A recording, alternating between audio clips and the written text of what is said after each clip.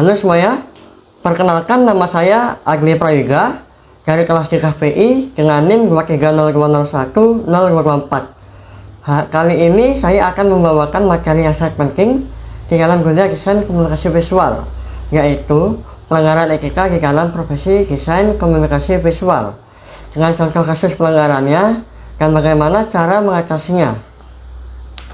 Desain komunikasi visual adalah salah satu profesi kreatif yang memiliki dampak besar dalam menyampaikan pesannya kepada masyarakat luas. Namun, profesi ini tidak dapat terlepas dari pelanggaran etika yang dapat merusak kredibilitas desainer dan kepercayaan klien. Dalam materi ini, saya akan membahas salah satu kasus nyata pelanggaran etika dalam desain komunikasi visual, seperti penyebabnya dan bagaimana cara menyelesaikannya. Etika dalam desain komunikasi visual berkaitan dengan tanggung jawab, moral, dan profesional desainer dalam menciptakan karya yang jujur, menghormati hak cipta, dan tidak merugikan orang lain. Prinsip-prinsip etika ini mencakup kejujuran dalam representasi visual, penghormatan terhadap hak kekayaan intelektual, dan sensitivitas terhadap isu-isu sosial dan budaya. Di sini saya akan membahas kasus plagiarisme logo Olimpiade Tokyo 2020. Pada tahun 2020, dunia desain diguncangkan oleh kasus plagiarisme dalam logo Olimpiade Tokyo 2020. Logo yang dirancang oleh Kenjiro Sano dituduh menjiplak logo yang dibuat oleh desainer Belgia, yaitu Olivier Gebier, untuk teater Geliek. Kedua logo tersebut memiliki kesamaan yang mencolok, seperti dari segi bentuknya maupun komposisinya. Hal ini memicu kontroversi besar, terutama karena Olimpiade adalah salah satu acara berskala internasional yang mengutamakan originalitas dan profesionalisme. Setelah tuduhan ini mencuat, Olivier Gebier menggugat komite penyelenggara Olimpiade Tokyo. Akibatnya, logo tersebut akhirnya ditarik dan digantikan oleh desain logo yang terbaru. Kejadian ini tidak hanya mencoreng reputasi desainer, tetapi juga membebani panitia dengan biaya dan waktu yang ekstra. Bisa dilihat perbandingan gambar logo Tokyo 2020 dan logo teater Geliek. Di sebelah kanan merupakan logo Olimpiade Tokyo 2020 dan di sebelah kiri merupakan logo teater Geliek, yang dimana memiliki kesamaan komposisi dan bentuknya. Kasus ini menjadi perhatian yang sangat besar karena menunjukkan lemahnya kontrol originalitas dalam proses desain, terutama dalam proyek berskala besar. Akibatnya, Kenjiro Sano menghadapi kritik yang sangat tajam dari publik.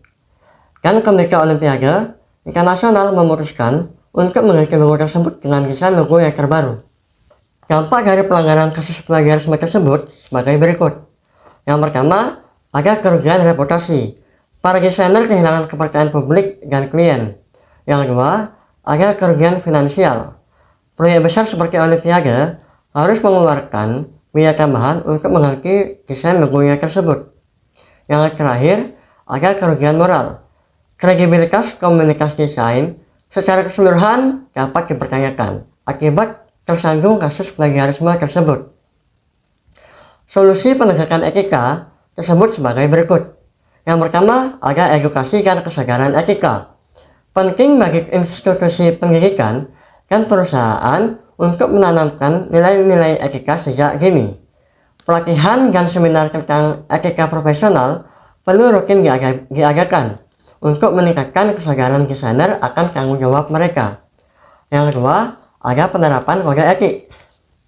Organisasi profesi seperti asosiasi desain grafis atau desain komunikasi visual perlu menegakkan kode etik yang jelas dan memberikan sanksi bagi pelanggarnya.